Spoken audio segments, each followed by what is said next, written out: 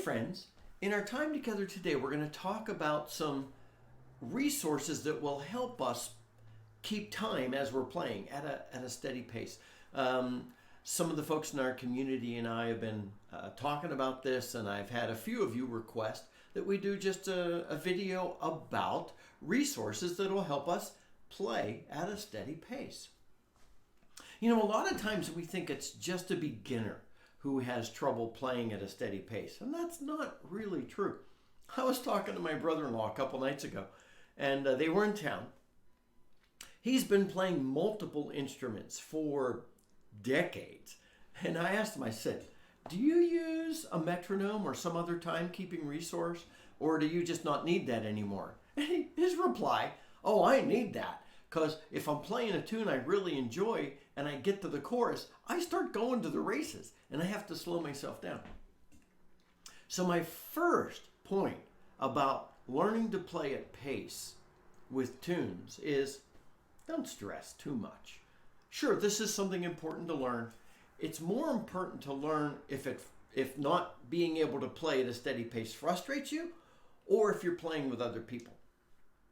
And if you're playing with other people, the first recommendation for playing at a consistent pace is, if you're playing with someone else, follow the leader.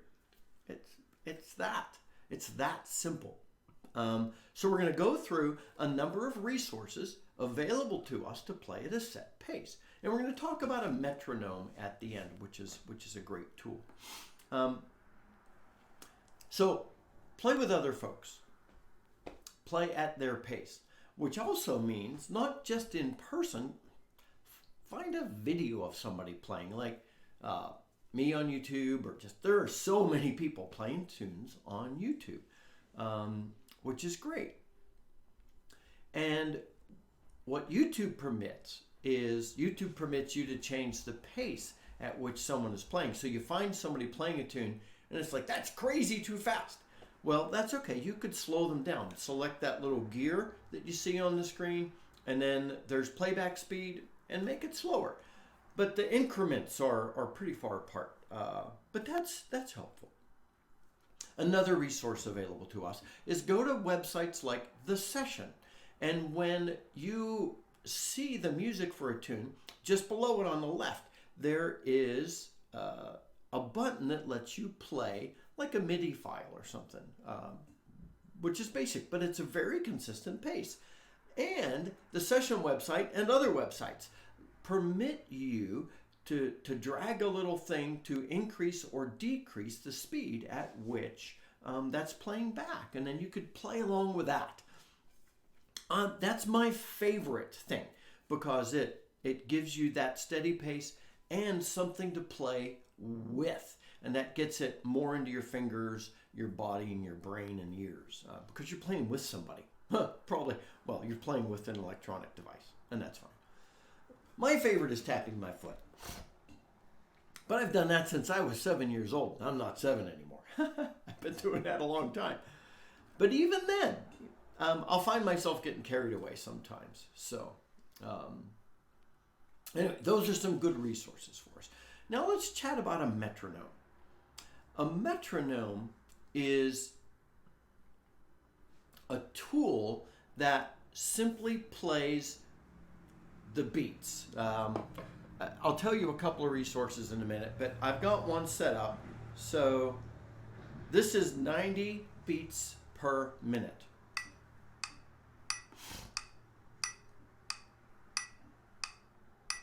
It won't get excited. It won't get slow. It's going to play 90 beats per minute until it drives you crazy. So you may have a physical metronome. You may have used one. Here's an image of one. I'm sure you know what it is. And a number of you I know own them. You can get electronic devices like an app. I talked to some music teachers and friends who are professional musicians. What do you use?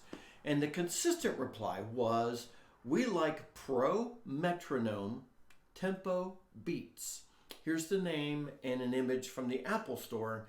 And if you use a different device, I'm sure and hope it's similar. The other one that I like, because it's simpler, is Smart Metronome and Tuner. So those are two good resources for you. Now, in using a metronome, you can make it as complicated as you want, but just make it simple. Let's run an example. Quick side note before we run the example. A metronome is not a requirement. Any of these other resources are just as good, if not better. But if you want to use a metronome, awesome. Don't pay for one unless you want a physical one. So just throwing that out there. There's no reason for you to buy an app when they're free. So I've got the metronome, the Smart Metronome and Tuner app open on my iPad. And I've got the volume up. And I'm looking at the tune. It's in 2/4. St. Patrick Was a Gentleman. We got that from the Trad School website way early on. And I'm going to leave the time at 4/4. And then let's just listen to that. All it's going to do is give me 86 beats per minute. I set it at that, just randomly.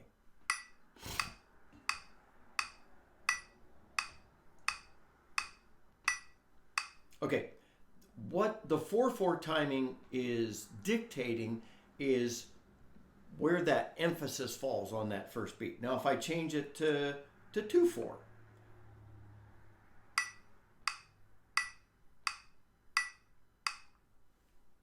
very similar. And what you're getting is the count, but you're still getting 86 beats per minute. So if you're playing a song and you see the time signatures in 2/4, if you don't even know, don't worry about it. You should be able to find out though. So what I'm going to do is I'm going to play a bit of St. Patrick Was a Gentleman at 86 beats per minute, which is reasonably slow, but that's okay. And then I want to tell you my favorite thing to do with a metronome.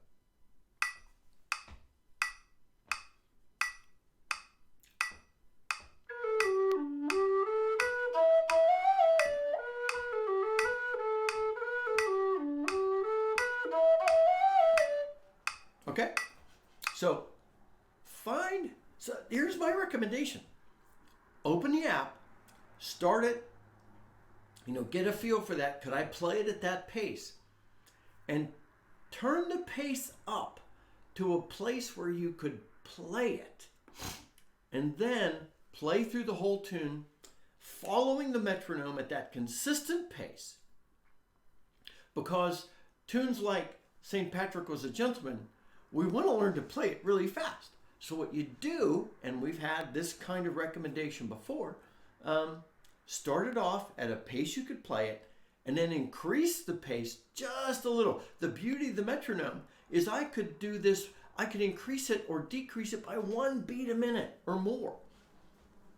So if I can play it well at 86, I'm going to practice that way a few times. Can I now play it at 90? Can I play it at 96?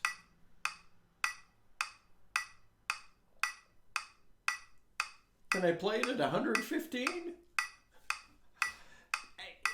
These are good ways to practice. One other beauty of the metronome, so use it just for the beats per minute. But if you want, you can. Let's say you're doing 6/8 time, and you want to 6/8 time, and you want that just beats per minute. That's 80. Let's go up to 100. Okay, 6/8 time, the major beats, but I'm playing a song that I want to get a feel for the triplets. That I could touch the 6/8 and I could hit the little triplet thingy there. That's helpful. For me, it's primarily the beats per minute. It's on me to learn the rhythm. And so that's it. So that's a metronome. You could download one of those. You could buy a physical one. You could pull your old physical one out of the closet.